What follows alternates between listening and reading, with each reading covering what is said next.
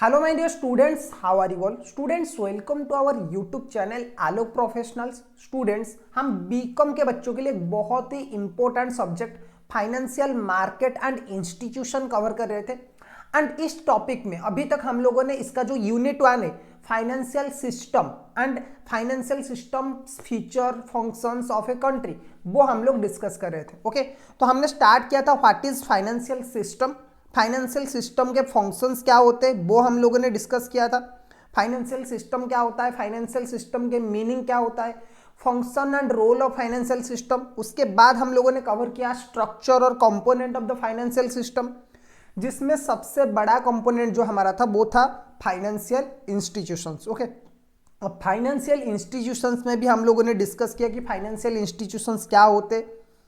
उसमें types of financial institution में हमने दो टाइप के फाइनेंशियल इंस्टीट्यूशन के बारे में बात किया था। एक होता है बैंकिंग इंस्टीट्यूशन, एक होता है non banking financial institutions. Banking institutions में भी दो सेक्टर थे, ऑर्गेनाइज सेक्टर जो आरबीआई कंट्रोल करता है, और एक होता है अनऑर्गेनाइज बैंकिंग सेक्टर। ठीक है, अब ऑर्गेनाइज सेक्टर में हमने मतलब एक मेजर दो तीन प्लेयर है, जिसमें हमने एक मेजर प्लेयर के बारे में बात किया था। ऑर्गेनाइज बैंकिंग सेक्टर में जो सबसे बड़ा प्लेयर है वो है कमर्शियल बैंक। जो आप और मेरे जैसे लोग जो जिस बैंक में लेके पैसा रखते हैं वो होता है आपका कमर्शियल बैंक। जैसे कि आपका एसबीआई हो गया, जैसे कि आपका एचडीएफसी बैंक हो गया, पीएनबी हो गया, आईसीआईसीआई बैंक हो गया। These are the example of commercial bank. अब कमर्शियल बैंक क्या होते हैं, क्या काम करते हैं, ये सब हम लोगों ने डिस्कस किया था। कमर्शियल बैंक में भी दो टाइप के बैंक थे, schedule bank and non schedule bank. आज के टाइम पे अगर मैं बोलूं इंडिया में 124 स्केड्यूल बैंक है एंड 4 नॉन स्केड्यूल बैंक है। ओके, कमर्शियल बैंक की फीचर, कमर्शियल बैंक के जो काम है, कमर्शियल बैंक के फंक्शंस, रोल्स, ये सब हम लोगों ने डिस्कस किया था पिछले क्लास में।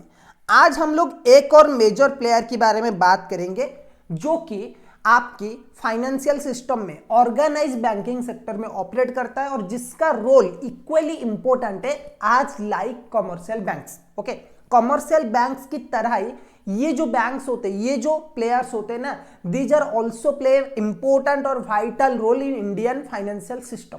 अच्छा, क्या नाम है इन लोगों का सर? इनका नाम है कोऑपरेटिव बैंक।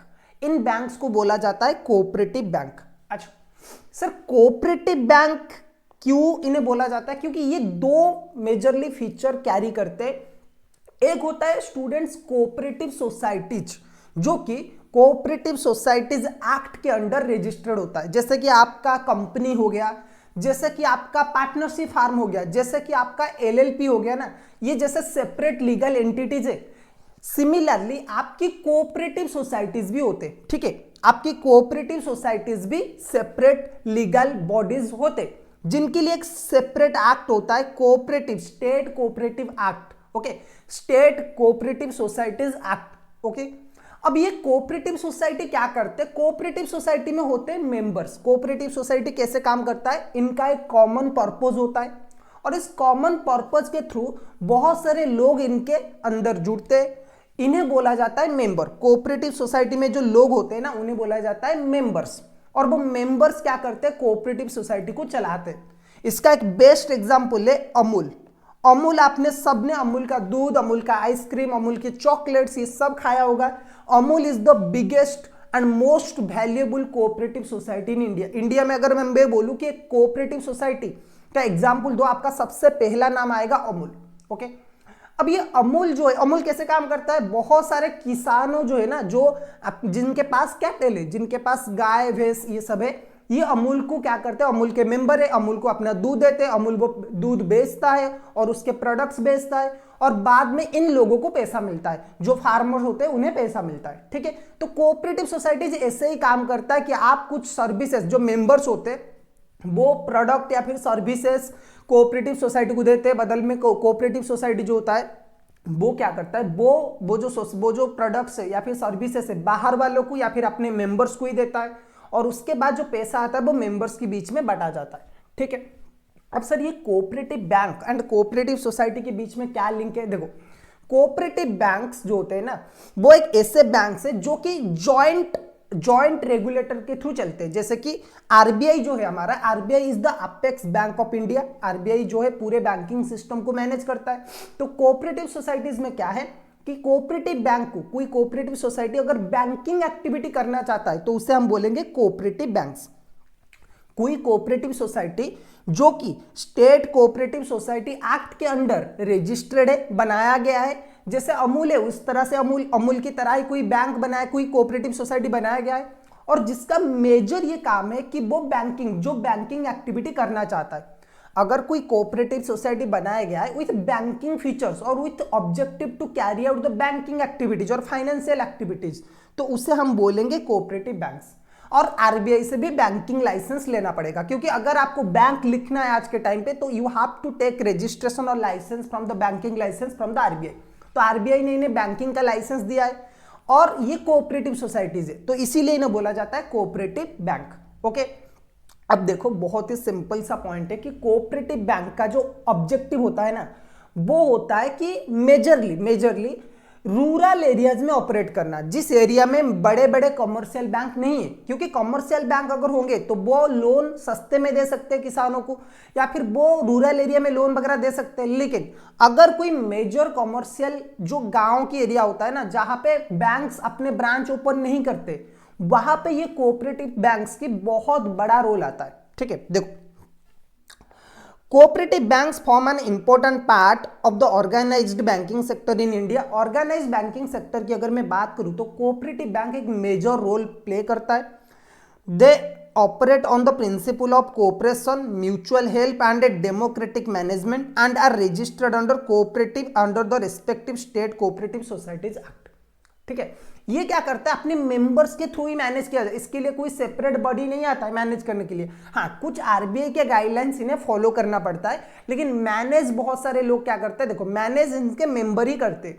और अगर यहाँ पे आप मेंबर रहोगे तो आप पैसा डाल भी सकते हो, पैसा लोन की तरह भी ले सकते हो। इनकी जो एक्टिविटीज होते हैं, इनकी एक्टिविटीज बहुत लिमिटेड होता है। आप कोई भी कोऑपरेटिव बैंक से लोन नहीं ले सकता, कोऑपरेटिव बैंक में कोई जाके अकाउंट ओपन नहीं कर सकता, आपको सोसाइटी का मेंबर बनना पड़ेगा। ठीक है, चलो देखो अब कोऑपरेटिव बैंक्स जो होते हैं ना, दो टाइप के कोऑपरेटिव सोसाइटीज होते हैं। एक होता है क्रेडिट सोसाइटीज और एक होते हैं नॉन क्रेडिट सोसाइटीज।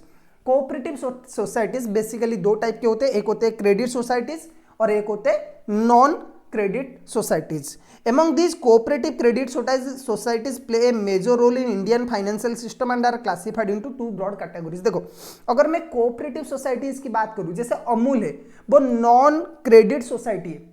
ठीक है, आपका अमूल हो गया, आपका ओमफेड हो गया, these are the example of non credit societies. But अगर मैं बोलूं क्रेडिट सोसाइटीज की, तो जो नॉर्मल कोऑपरेटिव बैंक्स है, ठीक है, पंजाब और सिंधी कोऑपरेटिव बैंक हो गया, या फिर कोई और बैंक जैसे है ना, ठीक है, ओडिशा कोऑपरेटिव बैंक हो गया, these are the example, urban cooperative bank हो गया, these are the example of credit societies. जो लोग बैंकिंग एक्टिविटीज करते हैं उन्हें क्रेडिट कोऑपरेटिव सोसाइटी बोला जाता है। जो लोग बैंकिंग एक्टिविटीज नहीं करते जैसे अमूल है, उन्हें बोला जाता है नॉन क्रेडिट सोसाइटीज। सही है, सही है सर। अब आगे बोलेंगे कि जो कोऑपरेटिव क्रेडिट सोसाइटीज होते हैं उनके अंदर भी बहुत सारे टाइप्स होते हैं। ओके, और यही लोग जो होते हैं ना, वो कोऑपरेटिव बैंक बोला जाता है इन्हीं लोगों को। इसमें सबसे बड़ा जो रोल होता है वो होता है rural credit societies. Cooperative bank को जो बनाया गया था स्टूडेंट्स, वो इसी मोटिव से बनाया गया था कि रूरल एरिया के जो लोग हैं, उन्हें फाइनेंस मिल पाए। बेसिकली जो फार्मर्स होते हैं ना, विलेज फार्मर्स, स्मॉल फार्मर्स, उन्हें प्रॉपर फाइनेंस मिल पाए so that they can finance their agricultural activities. तो इसमें सबसे बड़ा प्लेयर जो आता है वो होता है रूरल क्रेडिट सोसाइटीज। अच्छा, रूरल क्रेडिट सोसाइटीज भी क्या होते हैं, देखो These societies mainly focus on providing agricultural credit and operate through a 3-tier federal structure। Rural credit societies normally agricultural credit देने के लिए ही बनाया जाता है और उनका मेन काम होता है कि फार्मर लोगों को क्रेडिट प्रोवाइड करना। और ये नॉर्मली 3 कैटेगरीज में डिवाइड है, जैसे कि एक है स्टेट कोऑपरेटिव बैंक, जैसे एक आपका एग्जांपल है उड़ीसा में जो रहते हैं, उड़ीसा ग्राम्य बैंक एक है, ठीक है, वो एक कोऑपरेटिव बैंक ही है। सो टॉप स्टेट लेवल में अगर मैं बोलूं, टॉप लेवल में तो स्टेट कोऑपरेटिव बैंक होता है। स्टेट कोऑपरेटिव बैंक क्या होता है, नॉर्मली ये एक्ट करता है आज आरबीआई। कोऑपरेटिव बैंक की जो बॉस होता है ना, कोऑपरेटिव नॉर्मल बैंक्स के लिए जैसे आरबीआई है, ये सारे के सारे स्टेट में डिसीजन जो लेता है वो यही लेता है, स्टेट कोऑपरेटिव बैंक। ओके, उसके बाद मिडिल लेवल में रहते हैं आपकी district central cooperative bank. Okay, district bank और सेंट्रल कोऑपरेटिव बैंक्स रहते, ये लिंक करते state and village level societies को और विलेज लेवल में लोन देने के लिए मदद करते। और बेस लेवल में रहते प्राइमरी एग्रीकल्चरल क्रेडिट सोसाइटीज, ये क्या करते हैं short term and medium term loans जो है वो फार्मर्स लोगों को प्रोवाइड करते हैं। तो basically rural credit societies 3 type में डिवाइड है। नंबर 1 टॉप लेवल पे आता है आपका state cooperative banks, state cooperative bank जो कि कोऑपरेटिव बैंक की तरह कोऑपरेटिव, ये जो पॉइंट है ना, कोऑपरेटिव बैंक आज काम करता है अपेक्स बॉडी, कोऑपरेटिव बैंक्स का हेड के हिसाब से ये काम करता है। उसके बाद डिस्ट्रिक्ट लेवल में अगर हम चले तो डिस्ट्रिक्ट और सेंट्रल लेवल में, कोई डिस्ट्रिक्ट हो गया कोई म्यूनिसिपैलिटी हो गया उस लेवल पे चलते हैं तो उस केस में आता है डिस्ट्रिक्ट कोऑपरेटिव बैंक और सेंट्रल कोऑपरेटिव बैंक जो कि विलेज एंड स्टेट के बीच में कोऑर्डिनेशन बनाते। और लास्ट में आता है बेस लेवल में प्राइमरी एग्रीकल्चरल क्रेडिट सोसाइटीज जो कि बेसिकली क्या करते हैं short term and medium term loans provide करते हैं फार्मर्स को। सही है, चलो सर। तो स्टूडेंट्स जरा बहुत तबीयत खराब है मेरी, फिर भी मैं आप लोगों के लिए वीडियो शूट कर रहा हूँ, तो अगर मतलब मेरी टोन में कुछ, मेरे वॉइस में कुछ प्रॉब्लम आ रहा है तो थोड़ा सा एडजस्ट कर लेना। ओके, अब उसके बाद चलते, जब बात आता है सर लॉन्ग टर्म, सर अभी तक हमने बात किया है कोऑपरेटिव बैंक्स क्या होते हैं, ठीक है। Basically cooperative banks joint form है कोऑपरेटिव सोसाइटीज एंड बैंकिंग की तरह, ठीक है। बैंक्स अगर लगेगा वर्ड तो आरबीआई की इंटरवेंशन बिल्कुल आएगा सर, बिल्कुल। और कोऑपरेटिव सोसाइटी अगर ये बनाया जा रहा है तो cooperative societies act and RBI की जो इंडियन बैंकिंग एक्ट है, Indian banking act and cooperative bank दोनों एक्ट के अंदर ही इसे बनाया जाता है, ठीक है। आरबीआई थोड़ा बहुत मतलब टाइम टू टाइम इन्हें रेगुलेशन गाइडेंस वगैरह करता रहता है, ये आरबीआई के अंडर ही आते हैं, आरबीआई इन्हें रेगुलेट करता है लेकिन बहुत ज्यादा रेगुलेट नहीं करता है क्योंकि इसे मैनेज करने वाले इसी के मेंबर होते हैं, जो कोऑपरेटिव सोसाइटी के मेंबर होते हैं वो ही इसे मैनेज करते हैं, ठीक है। कभी कभी क्या होता है कि आरबीआई, जैसे कि एक फ्रॉड होता है ना, आप लोगों ने देखा होगा, अश्नीर ग्रोवर हमेशा बताया होगा कि मैंने एक बैंक को डूबने से बचाया है, तो वो जो कोऑपरेटिव बैंक था ना, ठीक है, महाराष्ट्र कोऑपरेटिव बैंक, तो उसमें भी एक बहुत बड़ा फ्रॉड हुआ था। उसके बाद आरबीआई ने बोला कि नहीं, हाँ ये बैंक मतलब किसी लोगों को अपॉइंट करता है कि नहीं आप ये बैंक को संभालो, लेकिन ज्यादातर कोऑपरेटिव बैंक में आज के टाइम पे आरबीआई की बहुत स्ट्रिक्ट रेगुलेशंस है, ठीक है। अब cooperative banks normally credit cooperative societies होते हैं, दो टाइप के कोऑपरेटिव सोसाइटी होते हैं, एक होते हैं क्रेडिट सोसाइटीज, एक होते हैं non credit societies. Credit societies में जो कोऑपरेटिव बैंक्स होते हैं वही आते हैं, नॉन क्रेडिट में आपकी जो अमूल जैसे कंपनी है वो आते हैं, अमूल जैसे कोऑपरेटिव सोसाइटीज है वो आते हैं, ठीक है। अब कोऑपरेटिव सोसाइटीज जो रूरल मेजर रोल प्ले करता है ना, एक होता है रूरल क्रेडिट सोसाइटीज। अब ये रूरल क्रेडिट सोसाइटीज में नॉर्मली 3 टाइप के लेवल होता है, एक होता है टॉप लेवल जो होता है स्टेट कोऑपरेटिव बैंक, एक होता है middle level district cooperative bank और एक होता है base level primary agricultural credit societies. सही है, अच्छा ये तो बात हो गया सर मीडियम और शॉर्ट टर्म लोन के लिए। सर अगर किसी को लॉन्ग टर्म लोन लेना है तो उस केस में कोई सोसाइटी या फिर कोई ऐसा ब्रांच है क्या जो कि फार्मर्स हो गया या फिर ग्राउंड लेवल में विलेजर्स लेवल में लोगों को लॉन्ग टर्म क्रेडिट प्रोवाइड करता है? तो इसके लिए एक बड़ी है, for medium to long term agricultural credit there are specialised institute known as land development bank, LDBs। इन्हें क्या बोला जाता है? LDBs, land development banks. अच्छा ये क्या करते हैं? ये नॉर्मली आपका लैंड ले लेते हैं मॉर्गेज में, आपकी जो जमीन होता है वो जमीन को मॉर्गेज में लेते हैं और आपको लोन वगैरह प्रोवाइड करते हैं। Earlier known as central land mortgage bank, the movement began in 1929। They provide long term credit for land improvement, irrigation, purchase of the land etcetera. ठीक है, मेजरली अगर आपके पास कोई लैंड है तो आप उसे मॉर्गेज रख के यहां से लोन ले सकते हो। ठीक है, अच्छा यहां पे भी 2 लेवल होता है, एक होता है स्टेट लेवल और एक होता है सेंट्रल लेवल। स्टेट लेवल में क्या होता है? State central land development, state और सेंट्रल लैंड डेवलपमेंट बैंक्स।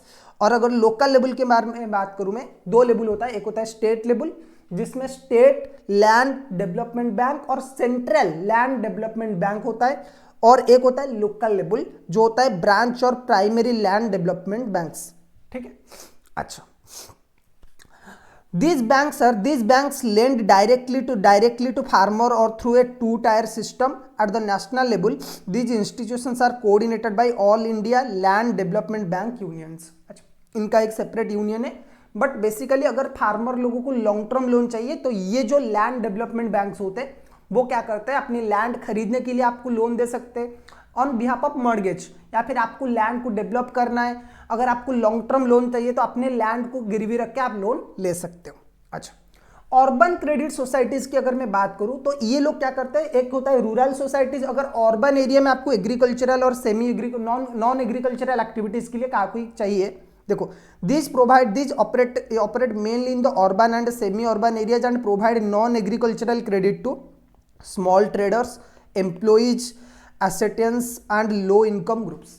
अगर आप एक लो इनकम ग्रुप में कोई छोटा मोटा बिजनेस करते हो, स्मॉल ट्रेडिंग का बिजनेस करते हो, तो उस केस में क्या होगा, कोऑपरेटिव बैंक आपको लोन देते, जैसे मुंबई हो गया, जैसे दिल्ली हो गया, इस एरिया में भी कोऑपरेटिव बैंक एग्जिस्ट करते हैं। अर्बन एरिया या फिर सेमी अर्बन एरिया में अगर आपको लोन चाहिए, क्योंकि यहाँ पे लोग नॉर्मली एग्रीकल्चरल एक्टिविटीज नहीं करते, छोटे मोटे जो आपके स्ट्रीट वेंडर्स होते हैं ना, जो स्ट्रीट वेंडर्स हो गए, छोटे मोटे दुकान जो है ना, दुकानदार हो गए, ये लोग बिजनेस करते, तो ये बिजनेस करने के लिए अगर आपको लोन चाहिए तो आप डायरेक्टली कॉमर्शियल बैंक के थ्रू मत जाके इन अर्बन क्रेडिट सोसाइटी के थ्रू जा सकते हो। ठीक है, तो इंडिया में अगर मैं देखूं, कोऑपरेटिव बैंक आज के टाइम पे रोल बहुत कम हो चुका है। आज के टाइम पे रोल कम होने का मेजर रीजन है कि आज के टाइम पे हर कोई बैंकिंग, यूपीआई आ चुका है, आपको मोबाइल में लोन वगैरह मिल जा रहा है, नेटवर्क इतना डेवलप हो चुका है कि कोऑपरेटिव बैंक्स की जरूरत बहुत कम है। अगर प्रैक्टिकली हम देखें तो कोऑपरेटिव बैंक्स की काम आज के टाइम पे जो किसान होते हैं ना, कोऑपरेटिव मेंबर्स होते हैं, उन्हीं लोगों के पास सीमित रह गया, क्योंकि अगर आप एसबीआई की देखोगे, आप एचडीएफसी जो इंडिया की सबसे बड़ा बैंक है, वो भी अब रूरल एरिया में, कोई एरिया रूरल नहीं रहा है, हर कोई वहां पे एक अपना छोटा सा यूनिट डाल देता है, और थ्रू थर्ड पार्टी ये लोग भी ऑपरेट करते हैं। थ्रू थर्ड पार्टी आप वहां पे आप विलेज एरिया में अकाउंट वगैरह ओपन कर सकते हो। आपका एयरटेल पेमेंट बैंक, पेटीएम, ये सब आ चुका है, लोग इसमें ज्यादा कंफर्टेबल हो रहे हैं। ठीक है, बट फिर भी आज के टाइम पे कोऑपरेटिव बैंक जो होते हैं ना, वो एक मेजर रोल प्ले करते हैं इन इंडियन फाइनेंशियल सिस्टम। ठीक है, सो अगर कभी एग्जाम में आता है कोऑपरेटिव बैंक्स क्या होते हैं, इनकी स्ट्रक्चर इंडिया में कैसा है, मुझे लगता है कि आप लोग आराम से लिख पाओगे।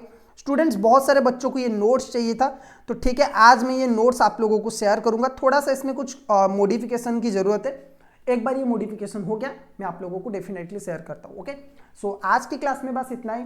तबीयत थोड़ा सा खराब था मेरा, इस वजह से मैं ज़्यादा आज नहीं कर पाऊंगा क्लास, लॉन्ग टर्म क्लास नहीं कर पाऊंगा। होपफुली आज का क्लास आपको अच्छा लगा होगा। अगर अच्छा है तो एक बार वीडियो को लाइक कर लीजिए, चैनल को सब्सक्राइब करिए। अगर कहीं पे कुछ समझ में नहीं आ रहा है तो you can ask me in the comment box. Okay, मैं आपका रिप्लाई करूंगा। ओके, ये नोट्स आप थोड़ा सा वेट कर लीजिए। I definitely share it in my Telegram group, और जो हमारा टेलीग्राम चैनल है, टेलीग्राम चैनल के थ्रू मैं ये आपको शेयर कर लूंगा। थोड़ा सा मॉडिफिकेशन की जरूरत है, एक बार वो मॉडिफाई हो गया then I will share it to. Okay, तो चलिए आज की क्लास में बस इतना ही, मिलते हैं नेक्स्ट क्लास में। Till then keep learning.